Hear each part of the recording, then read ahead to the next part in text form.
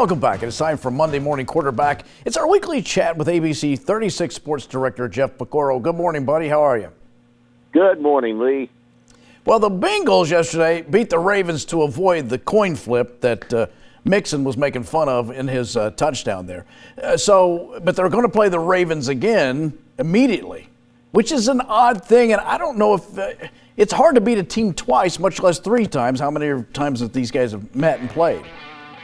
Yeah, no, you're exactly right. It's a very weird circumstance, and I think that a lot of people were worried in the second half and all that. But I think once you got the lead, once the Bengals got out in front, they didn't want to show anything. They didn't want to, they just kind of closed everything down on the offensive side. They had some guys they wanted to, make sure got healthy. So yeah, you're right. It's hard to beat Philly, especially that the very next week, 7 days later, you got to play them again. And I thought, too, about some of the play calling that Zach was making. Maybe he was a little conservative in that second half as well, because maybe you got something up your sleeve that you don't want to unveil until it really means something against the Ravens. No, you're exactly right. That second half, they played it very close to the vest, very vanilla. I mean, there was, at one point, I think it was 6 series in a row. They were 3 and out, or didn't convert on a third down. So, yeah, I mean, they had the lead. They won the game comfortably. Now it's going to be real interesting to see how they attack them this coming week. But at moments, though, Jeff, I think the Bengals look like a team that could win it all. I know the Eagles are out there, the Chiefs, but the Bengals look as good as anybody at moments. The Bengals have got the Chiefs number. I'm not real worried about that game. I think the difference, really, Lee, has been their defense. Yeah. The defense was great, yeah, especially in the first half. The first quarter, well, Baltimore couldn't move the ball, turned it over 3 times. So I think defense wins you championships, and their defense has gelled and come together at the right time.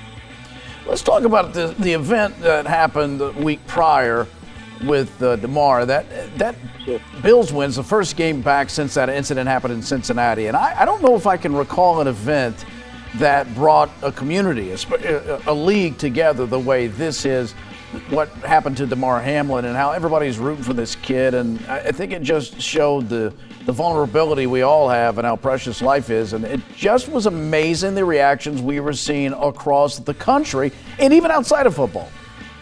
Yeah, I think you're exactly right. And when something like this happens, you forget that, this is a game. This is the game of life. And that's what the doctors told him, when he opened his eyes and, for the first time on the road, did we win? They said, you won. You won the game of life. Right. To see the outpouring of love and affection from the whole country is just amazing.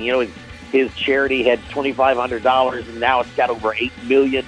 I mean, that shows the compassion that people have and the love they have for sports. And I just thought it was great.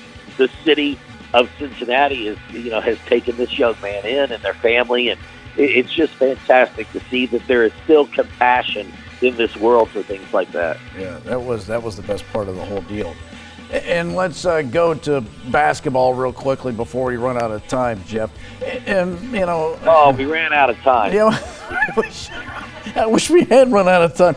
But a 30-point loss, it's one thing to get beat by a wonderful Alabama team. You lose by single digits, whatever, and you're in the fight. It was a blowout. It's embarrassing. The Alabama fans are chanting NIT.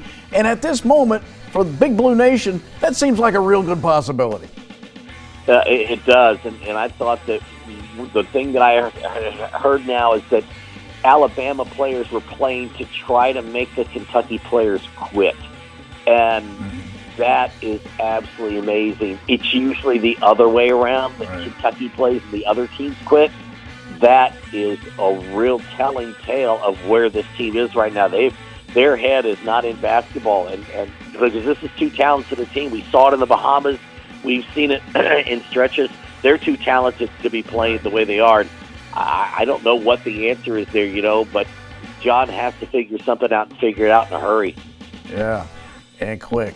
All right, Jeff, we appreciate it, buddy. Thank you. All right, thanks, Lee.